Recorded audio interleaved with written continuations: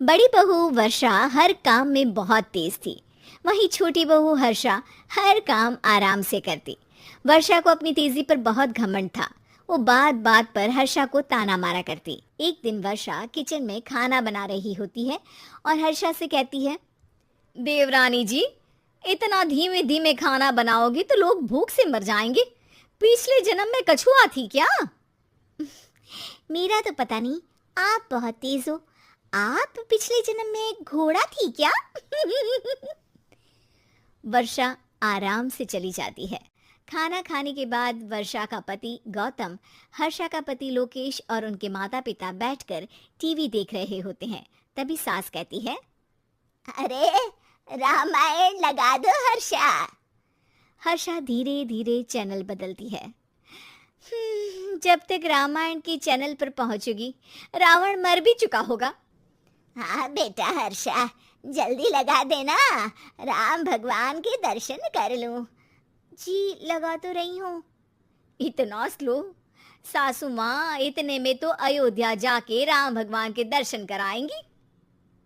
सब वर्षा की बात पर हंसने लगते हैं। वर्षा हर्षा के हाथ से रिमोट लेकर रामायण लगा देती है। हर्षा बुरा नहीं मानती और वो भी हंसते हुए वहाँ से चली जाती है। एक दिन हर्षा खाना खा रही होती है। तभी वर्षा वहाँ आके कहती है, अरे कितना धीमे धीमे खा रही हो।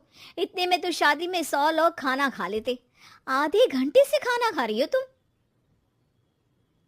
अरे खाने को चबा चबा कर खाना चाहिए। हाँ हाँ, आप तो चबा के भी खाती हो और दबा के भी। अरे आपको मेरे धीरे खाने से दिक्कत है या ज्यादा खाने से? अरे आप धीमे खाओ या ज्यादा खाओ मुझे क्या, बस मैं ये कहने आई थी कि सुबह कुछ मेहमान आ रहे हैं, जल्दी उठ के खाना बना लेना, देर मत करना। साथ में बनाते हैं ना। तुम्हारे साथ बनाऊंगी तो स्पीड को 5वें गियर से पहले गियर पर ले आना पड़ेगा। अरे भाई, तुम्हारे साथ रहकर तो मेरी तेज रफ्तार पर भी असर पड़ेगा और मैं भी तुम्हारी तरह हौले हौले काम करने लगूंगी सब। ठीक है, मैं पराठे बना लूँगी और सब्ज़ी बना लूँगी।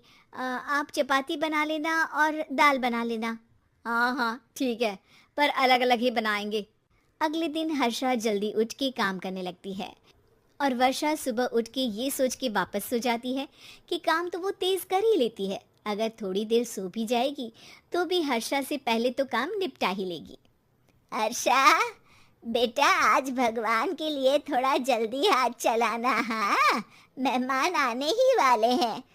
जी हाँ माँ, आटा गूंद लिया है, आलू उबल रहे हैं, पराठे बनाने ही वाली हूँ, फिर सब्जी भी बना लूँगी।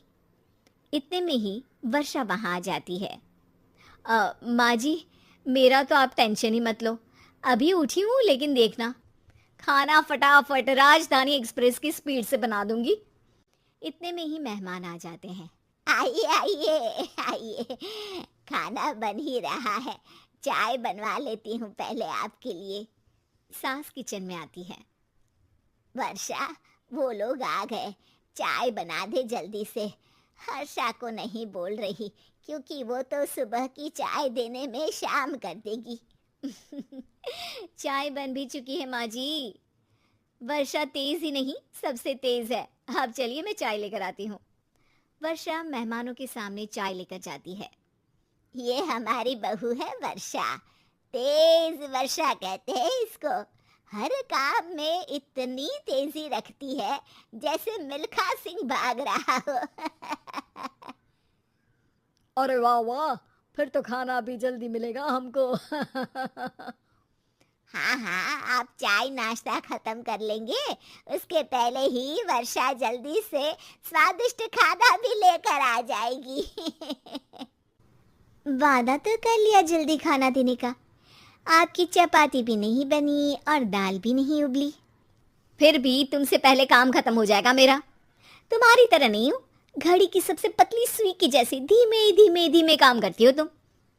बस वर्षा अपने तेज हाथों से दाल कुकर में चढ़ाती है और आटा निकाल के गूंथने लगती है।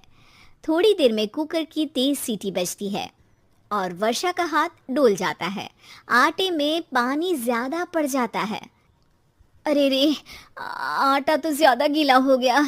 वर्षा जब रोटी बेलने लगी तो एक भी रोटी गोल नहीं बन रही थी। कोई रोटी श्रीलंका के नक्शे जैसी थी तो कोई रोटी ऑस्ट्रेलिया के नक्शे जैसी बनती। वर्षा चिढ़ जाती है। कुकर फिर से जोर से सीटी मारता है। सास बाहर से आवाज देती है, वर्षा बेटा, आज स्पीड थोड़ी कम लग रही है। टाइम और लगने वाला हो तो बता दो बेटा। वर्षा को ये बात सुनकर बहुत बुरा लगता है। वो सोचना भी नहीं चाहती थी कि कभी उसकी तेजी पर कोई सवाल उठेगा। वहीं हर्षा धीमे धीमे अपना काम करती रहती है। वर्षा दाल बनाते वक्त भी इतनी घबरा जाती है कि जल्दबाजी में दाल में नमक ज्यादा गिर जाता है। वर्षा का खाना फिर भी हर्षा से जल्दी तो बन जाता है और जब खाना मेहमानों के सामने लगता है तो सब हर्षा के खाने की तारीफ करते हैं। अरे पराठे तो कमाल की बनी है और सब्जी भी, बस दाल में नमक थोड़ा इधर उधर हो गया है। वर्षा को बहुत शर्म आती है और वो नीचे सर करके खड़ी रहती है। तभी हर्षा कहती है, वो ना मैं थोड़ी जल्दबाजी कर गई और नमक ज्यादा हो गया, पर पराठे तो वर्षा भाभी ने ही बनाए हैं, इसीलिए तो अच्छे बने हैं। वर्षा ने कभी नहीं सोचा था कि हर्षा के काम की इतनी तारीफ होगी, लेकिन वो उसका यश वर्षा को दे देगी।